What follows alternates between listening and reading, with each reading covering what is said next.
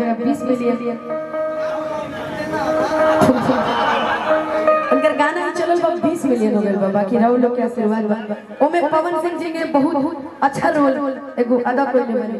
बाकी अगर सुन ले हो तो गानी हल्ला करके खाली बताइए। सुनो खियाइल पानी तोहरा गलिया अरे केने बारू हमर ललिया अरे देखो ना यहरवा के हर मुश्किल भइल बा हदिया बढ़ा पे चहनिए गाता मुश्किल भइल बा जीना।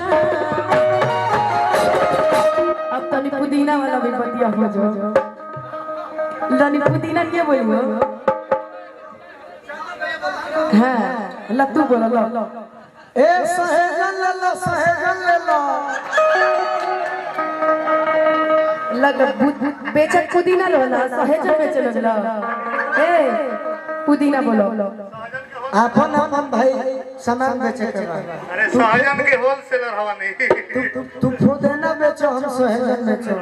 सावन नहीं तो कटहर के कोवा ले लो कोवा ले लो। एगो और कोड ले लेना तनी पुदीना। अच्छा तुम ही बोल रहे हो पुदीना तनी है वो आई बहनिया आज हम लगा बेचो।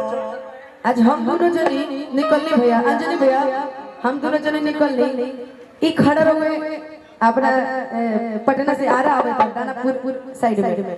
हम जब नहीं देखनी हम ब्लैक एंड व्हाइट हम बस हम इहे हमारा गलती रहे कि हम दूसरा जूता पहन ले रहे। तत्काल दुकान से जूता खरीद के सब सेम हो गए का ले लो पुदीना ले लो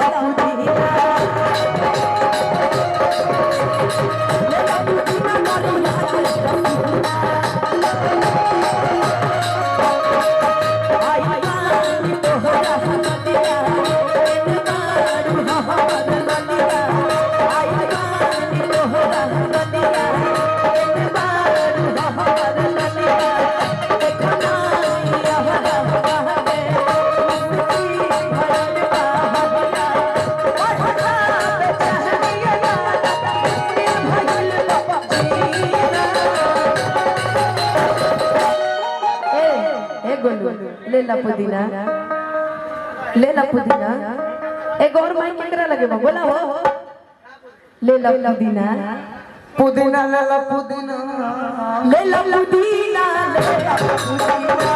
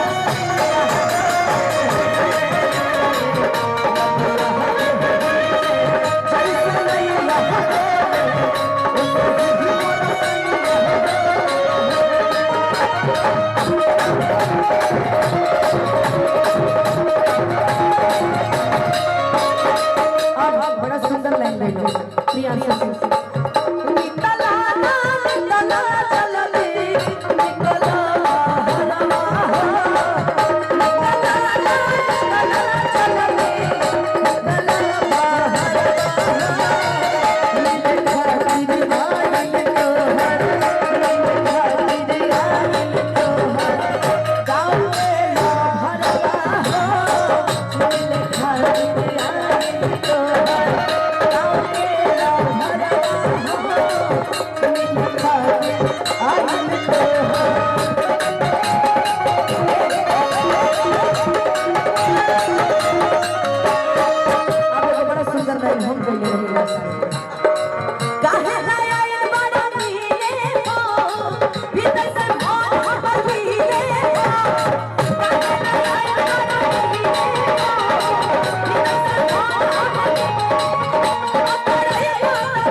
Body, जो आके पकड़ा जेबा तो पिटा जाए।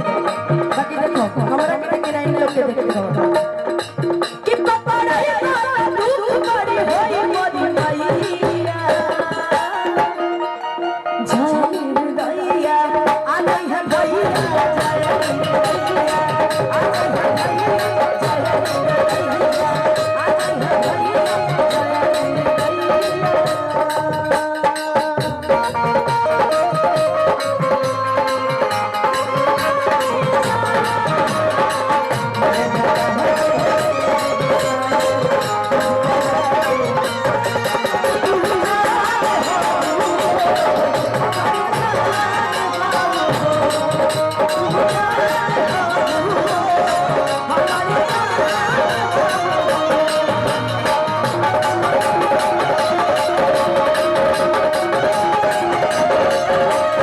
अगर बढ़िया लगल हो प्यार कर सकते रूपा दी करती है आई हमार दीदी तो बड़ा दूर के बियाह में आई बानी तोहरा हबिया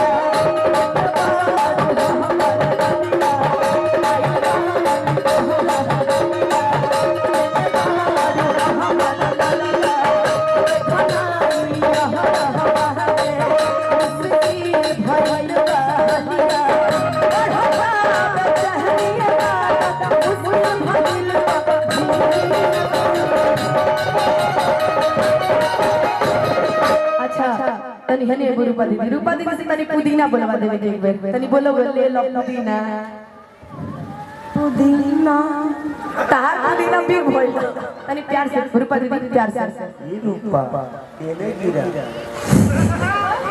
ले लो पुदीना ले लो पुदीना ना ना ना वाह एके नु कहल जाला तनी ताली बजा के खुदे गा दी ले लो पुदीना ले लो पुदीना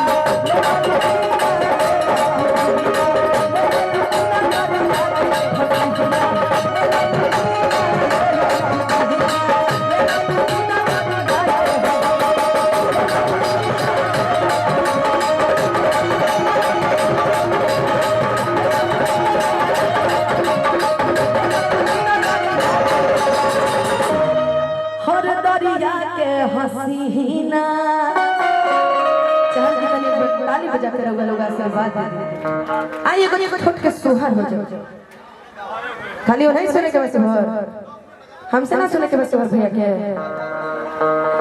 लेकिन गेंडा स्वामी तो हम बाद में बताएंगे